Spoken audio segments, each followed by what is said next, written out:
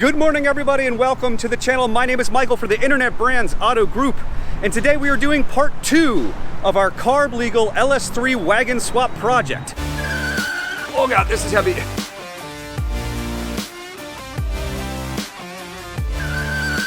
Ah, very good, very good.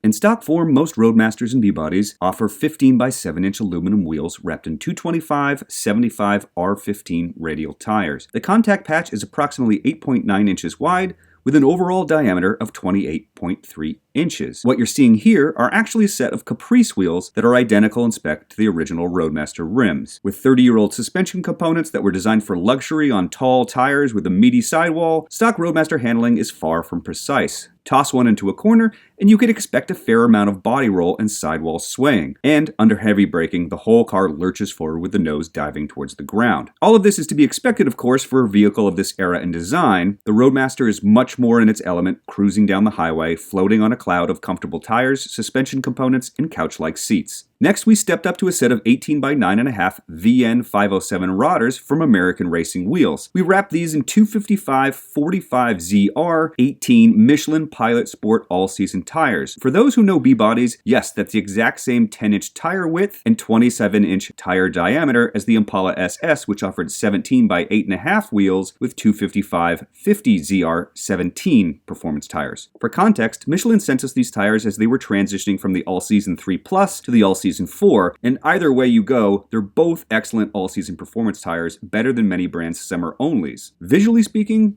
wider wheels and tires improve the looks, making the Roadmaster appear much more aggressive. And handling performance improves as well. Tossing this 4,500-pound boat into a series of S-turns reveals that body roll remains, but these Michelins don't flex nearly as much, thanks to their shorter and beefier sidewall construction. Looking here at these back-to-back tests, and my apologies that the cameras weren't perfectly aligned, the Roadmaster goes from a sloppy, rolly mess into something more assured. Yes, the body is still rolling, but steering is more precise, there's more feedback, and there's tons of lateral grip. Now, because I was having so much fun, I immediately went home and installed the front and rear sway bars as well. Installing front sway bars is super easy, and almost anything that works on the Impala SS will fit on the Roadmaster. You simply need to disconnect the sway bar end links and then remove the two brackets holding the sway bar in place. The QA1 kit is a nice piece and includes all of the hardware. Out back, my Roadmaster didn't have a sway bar originally, so to install one, I also needed to add lower trailing arms. The trickiest part about this install is actually reaching the tool in through the frame rails to get the upper mounting bolts. This slowed down my pace a little bit, but the lower bolts were really easy to get to. With the QA1 lower trailing arms in place, we went ahead and installed the Hotchkiss rear wagon-specific sway bar. This Hotchkiss piece appears to be well made, although it doesn't include the necessary installation hardware, which is a bit of a letdown. That said, the QA1 lower trailing arms did include sway bar spacers and bolts, so we ended up with everything we needed. FYI though, I discovered this later, but I had clearance issues with the Hotchkiss rear sway bar and the heat shielding that's in front of my gas tank, so keep a lookout for that. The installation on the front and rear sway bars and the lower trailing arms took me about 4 hours while filming, of course. It was a pretty simple and intuitive process, and wow, what a difference it makes. Taking the wagon back to my office parking lot, I redid my S-curve testing, and as you can see here, sway bars reduce body roll dramatically. The way I confirm this is that I took still images, put them into Photoshop, and used straight lines to set up an angle of body roll. I wanted to do this to make sure that I could compensate for the fact that sometimes you set up cameras and they have different horizon levels on them. Here is the wagon stock, and here is the wagon with sway bars and wider wheels and tires, and wow, what a massive, massive difference, and it feels that way when you're driving it. So as you can see from a performance perspective,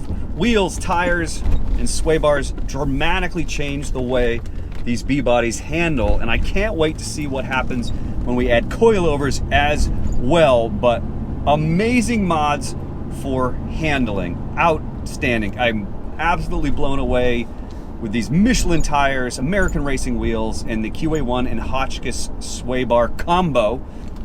Look at this. Oh my God, it's just so good. Ah, very good, very good. Very, very broadly, every front engine rear-wheel drive car is going to have the engine in the front. Power comes from the engine, straight down to the rear end, splits and goes out to the wheels. When vehicles are going around corners, because they're turning, the wheels have to travel at different speeds.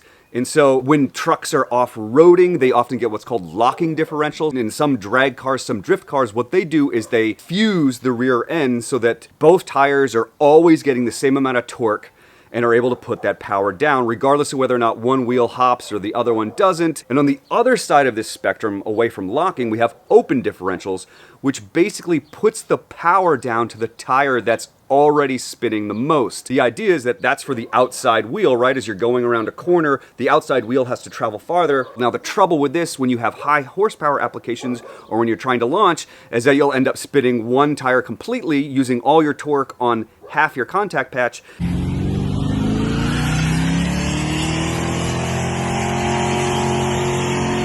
Now, stepping up from the open differential, we have differentials that behave as open carriers and lock carriers depending on the situations. You've probably heard some of the terms like posi traction, using clutch packs and friction modifiers.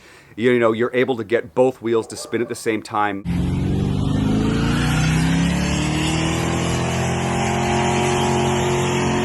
But not lose the comfort of being able to turn around corners, because if you have a locked differential, you'll notice that the tires will skip because they're traveling at different speeds. So the kind folks over at Eaton, oh god, this is heavy, sent over one of their TrueTrac differentials. The Eaton TrueTrac is a unit that's been out since about 1969.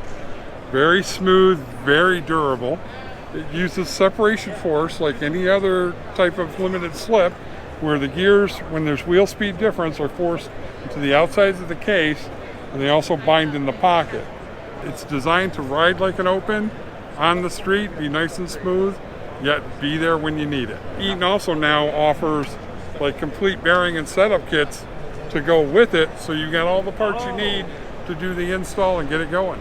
So it's all very tough, very durable.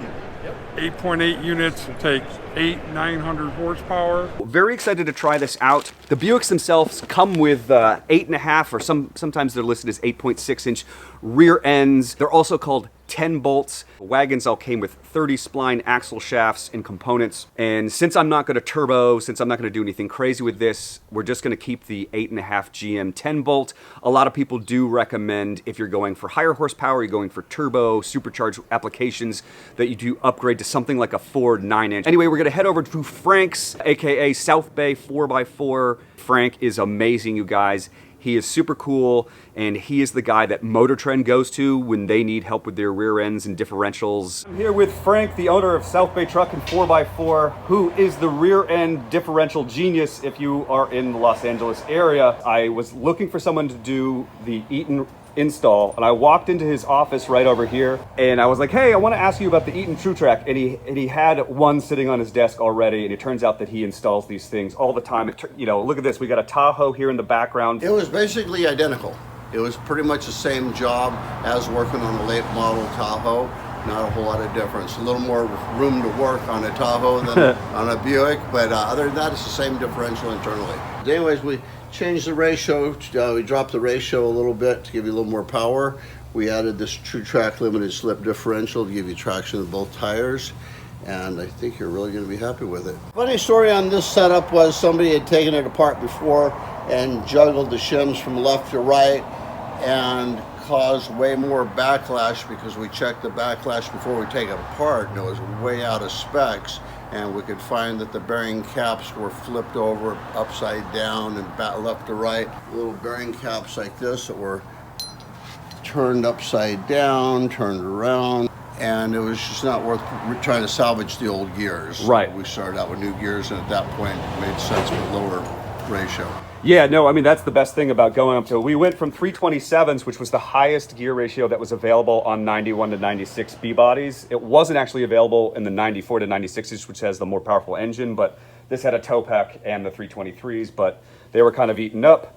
And so we're going to 342s because that is the stock calibration for the LS3 E-Rod computer setup, so it should be perfect. Thank you so much, Frank. And if anybody here is in the South Bay area of Los Angeles, or anywhere in the Los Angeles, Orange County area, you know, check out South Bay and 4x4 differentials here in Hawthorne, California. And thanks again, my man. Thank Cheers. you very much. It was nice meeting you, Michael. Awesome. In terms of performance, the data fell in line pretty much how I guessed. So I did a braking test, before putting on the wheels and tires, and from 60 down to 0, it took me 3.74 seconds and 162.02 feet. And as I'm giving you this data, just consider it anecdotal. We're kind of looking at trends rather than specific data points. You know, I can't really recreate things laboratory accurate, so more anecdotal, more trends. So anyway, 162 feet with the stock wheels and tires. Adding the Michelins drops it down to 146.02 feet. Almost 20 feet less, stopping from 60 by adding these performance tires. Not only are you getting the side-to-side handling, but you're getting extra safety as well, which is always a bonus when you're planning to add more power like we are. On the downside, the acceleration, we did slow down just a touch. Best I was able to do when the wagon was completely stock, 9.83 seconds over 526.74 feet. The best I've been able to do since then, 10.75 seconds over 595 feet. But what's interesting about this is that even though while we were doing the Eaton TrueTrac, oh god, this is heavy,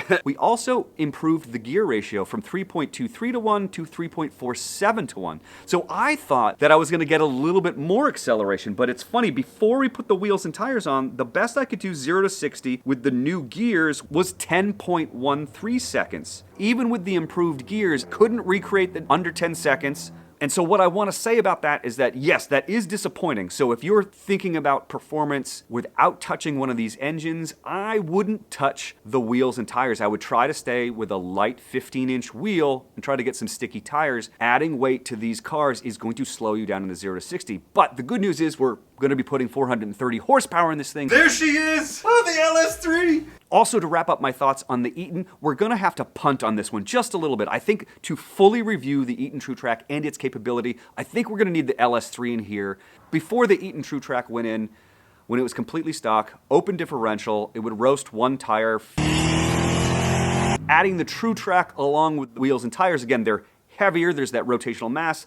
The tires are a lot wider and they're a lot stickier, so the contact patch has improved. And I was unable to do a burnout when I tried out. The Eaton TrueTrac drives completely quietly, going around corners. I have no additional road noise. I know it's really capable and I cannot wait to test it out once we have more power. So the bottom line is that wheels, tires, and sway bars, 100% a fantastic upgrade if you don't mind going a little slower until you have more power to overcome the rotational mass. But the safety component of having these Michelin tires is a big thumbs up. The sway bars are amazing. What a great mod. And the Eaton TrueTrac so far is doing a nice job. We will review that a little bit more in the future. But anyway, thank you so much for watching. Next time, guys, we're doing the brakes and we're having a lot of fun. Thanks so much. Bye.